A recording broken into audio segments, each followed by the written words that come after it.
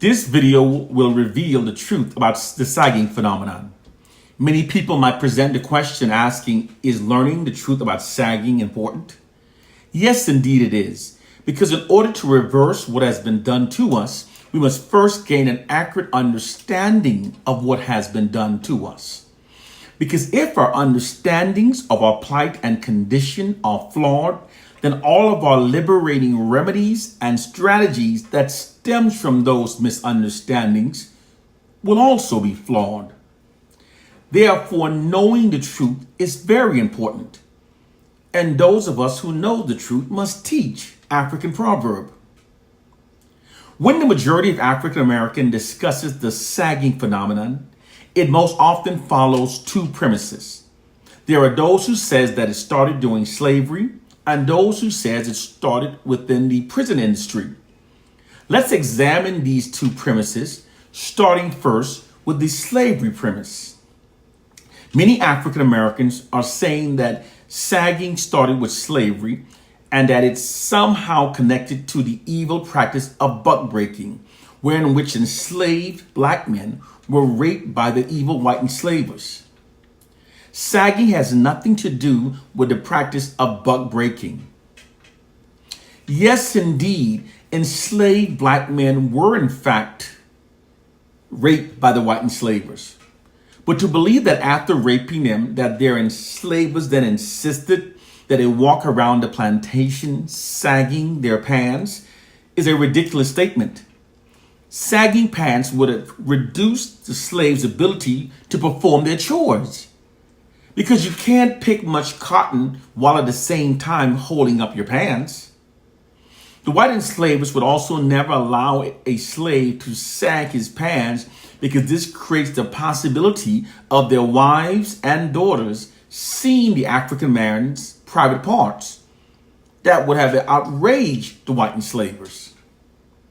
Furthermore, if sagging started during slavery, the style would have been prevalent in the African American culture during the years immediately following slavery. It was not. The style did not appear until during the late 80s, early 90s. When critically thinking and looking at facts as they truly are, it becomes clear to see that sagging is not connected to slavery. The second premise is that sagging is connected to the homosexual practices in the prison system. The sagging phenomenon is not the result of the prison industry, where most prisons have a heavily enforced dress code requiring prisoners to wear Velcro belt fasteners. Furthermore, if men engage in homosexual behavior while incarcerated, most do not return to their communities and families flaunting that fact. Most will conceal any customs or behaviors associated with the practice. Furthermore, that prison to the street theory is not how national trends are created. For something to become a national trend requires concerted effort of media marketing. Without doing so, most styles and trends remains local or regional at best. For example, if a style of dress is created within New Orleans, it might never reach New York.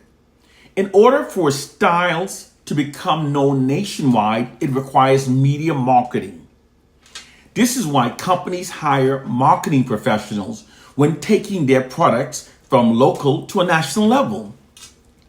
Likewise, the sagging style became the nationwide phenomenon that it now is amongst millions of African Americans because the style was spread like a massive media marketing campaign.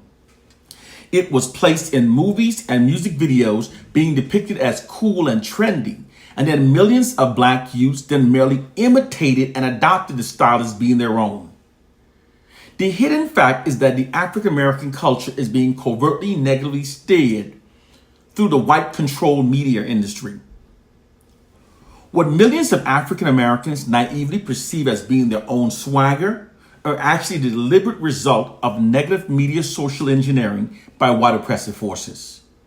This is not some feeble-minded attempt at scapegoating in order to absolve ourselves of our own responsibilities, as so many have been brainwashed to respond. Nor is it a silly conspiracy theory. It's the absolute truth that they hide from us. Media social engineering is a real and well-crafted system that the ruling class has totally mastered. Most people naively believe that the media reflects our reality, but in truth, it is more often we that imitate what we see and learn from the media. A group's identity is greatly shaped by how they repeatedly see themselves being depicted within the media. Therefore, whoever controls a people's media images and writes their narratives also controls their culture. People often become those derogatory media depictions of themselves that they've accepted as being their reality. It's a true science known as media social engineering. Because white oppressive forces controls our media images and writes all of our narratives, they negatively steer our culture while misleading us to believe that we're negatively steering ourselves. Their ability to steer Black culture through media social engineering is immense. When these men create trends and customs for Black youth to imitate, they deliberately create those that gets our Black youth acting and dressing as caricatures that reinforces many negative and racist stereotypes about Black people. Black youths becomes those derogatory media depictions of themselves that they've accepted as being their true reality. This is the true reason why millions of African Americans now sag their pants and glorify pimps. Our culture is being negatively steered through negative media social engineering. Because we African Americans were totally stripped of our true identity and culture during the enslavement of our ancestors, we are therefore more susceptible to media social engineering. It was also through negative media social engineering that they manipulated us to self-identify ourselves by the N-word. The narrative that we African Americans made the N-word ours and that using it now empowers us are both damn lies, absolute lies created by white propagandists to keep us from learning the truth. The truth is that it was actually through negative media social engineering that we were conditioned to call ourselves by the N-words. They first began doing so through those early Black exploitation movies, and it's now being continued and reinforced through the white-controlled hip-hop industry. And here's the true reason why they socially engineered us to call ourselves by the N-word. During the 1960s, when Black men called each other brothers, this had a unifying effect upon our culture, which led to the implementing the most successful unified protest in U.S. history. Therefore, through this media social engineering scheme, they manipulated us to call ourselves by the N-word. This made it easier to divide us than when we call ourselves brothers. The N-word was also used to neutralize our alpha males. Because in order to subjugate a targeted population, the first step is to neutralize their alpha males, aka those possessing warrior spirits.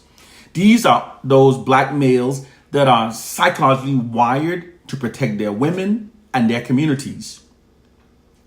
White social engineering scientists neutralize millions of African American alpha males by socially engineering us to self-identify ourselves by the N-word, because words have power over the subconscious mind.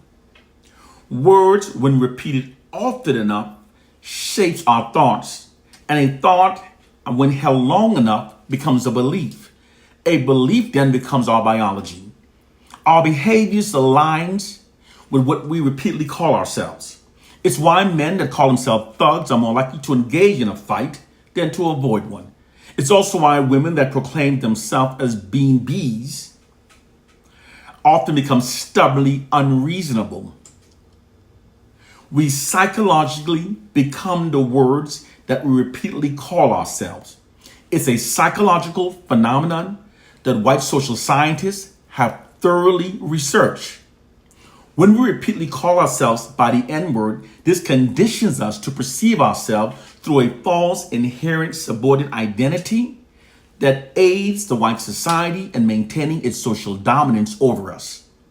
When we call each other by the N-word, we also dehumanize each other, which makes it easier to mistreat and even kill each other.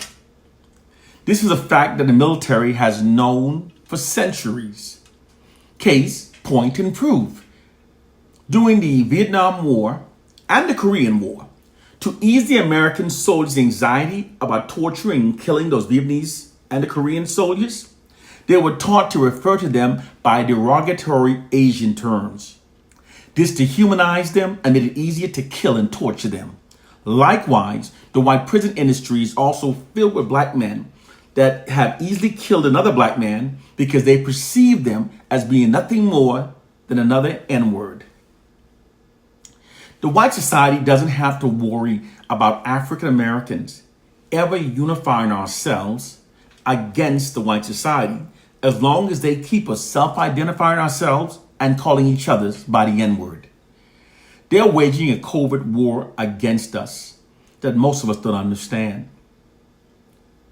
Our core problem is that the ignorant ones have been made overconfident and the intelligent ones have been made self-doubting. This allows the ignorant beliefs to prevail throughout our communities, keeping the black masses mentally enslaved. It is now time to wake up.